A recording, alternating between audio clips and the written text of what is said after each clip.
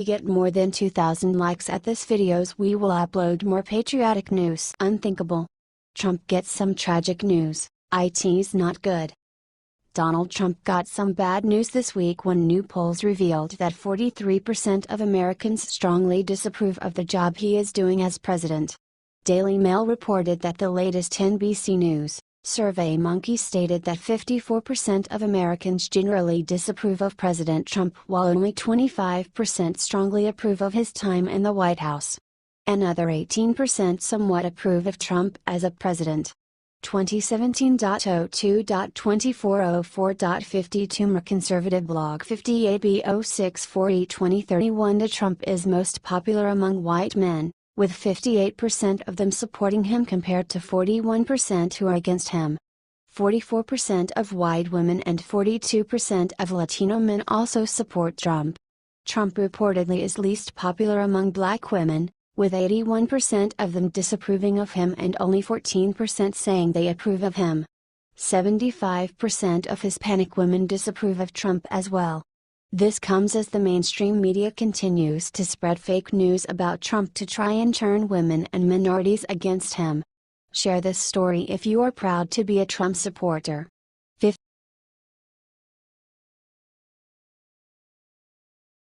Obama's high-ranked official busted. During the previous months, Barack Obama's shadow government and the idea to unseat Donald Trump were busted. Right now, there should surely be one to bear the consequences, as the U.S. Department of Justice exposed their plan. Maureen Claiborne, a State Department, who has access to top secrets, was arrested for not exposing her engagement and connections with the government of China, who in this for that deal was receiving dozens of dollars in means of profit as well as presents from China, and was providing China with classified information in return. This was reported on the Department of Justice's actual website, including specifics for the media, provided by Assistant Attorney General McCord. Claiborne used her position and her access to sensitive diplomatic data for personal profit. Pursuing those who impair law or national security for personal gain will remain a key priority of the National Security Division. Candace Claiborne is charged with obstructing an official proceeding and making false statements in connection with her alleged concealment and failure to report her improper connections to foreign contacts, along with the tens of thousands of dollars in gifts and benefits they provided, reported Attorney Phillips. As a State Department employee with a top-secret clearance, she received training and briefing about the need for caution and transparency. This case demonstrates that U.S. government employees will be held accountable for failing to honor the trust placed in them when they take on such sensitive assignments. Candace Claiborne is accused of violating her oath of office as a State Department employee, who was entrusted with top-secret information when she purposefully misleads federal investigators about her significant and repeated interactions with foreign contacts. Was stated by the Assistant Director in charge Vail. Likewise, this violation, Candace is also a subject to accusation of perjury for not cooperating with the FBI, and this implies a large prison sentence. We would be happy to hear your thoughts and predictions.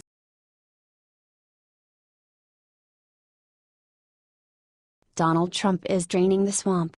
White House deputy chief is fired. The gossips regarding the White House leaks are still circling around.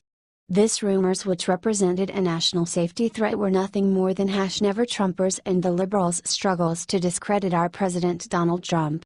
White House Deputy Chief of Staff Katie Walsh was associated with the leaks on a report presented in February. What has just happened is directly related to that. Basically, soon after the U.S. President found out about the betrayal, he fired Katie. As reported in the Patriot Fires editorial, Walsh is close to Maggie Haberman, a New York Times reporter who wrote fawning pro-Republican National Committee stories during the presidential election. As a senior advisor states, Katie is also called as Madam President, and he also adds up that it isn't a compliment. Most likely, Walsh could easily approach a huge database in the House, since she was responsible for the president's agenda. As a former #Never Trump supporter stated, Katie Walsh was for long in touch with Reince Priebus, planning to get rid of Trump through her email. The president and his allies have been deliberately feeding her fake information in order to find her network, reports someone close to the Trumps. It's been going well. As our consultant from St. Louis, Katie's hometown, reports, the Walsh family never supported Donald Trump. As for now, she stays out of the White House, and a case will be started against her. As we find out from one ex-Trump aide, this may also negatively affect Reince Priebus, as he might be next on the to-fire list. Reince Priebus is now a dead man walking. The firing of Katie Walsh was a sign of desperation. Now officially, draining the swamp has started, and Donald Trump is not pulling back. It's just about right time for everyone working in the White House to understand, if they want to keep their jobs, they all have to forget about discrediting the president, leaking information, stealing, etc. We would be happy to hear your thoughts and predictions.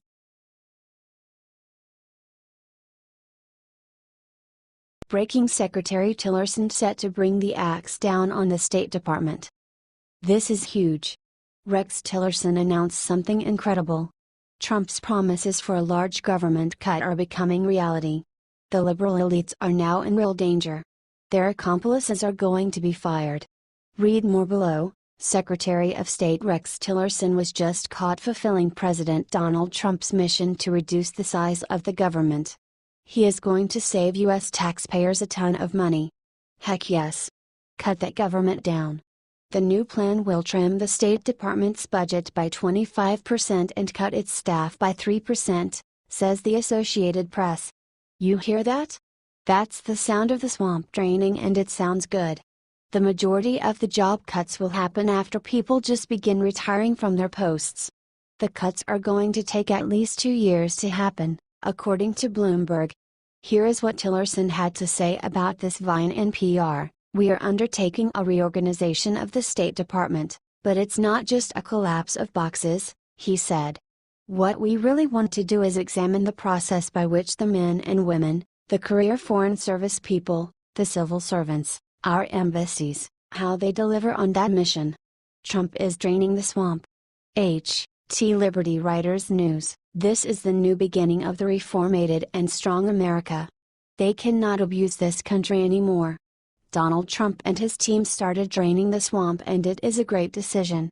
It was clear that many people obstructed Trump's work, but he is going to settle this.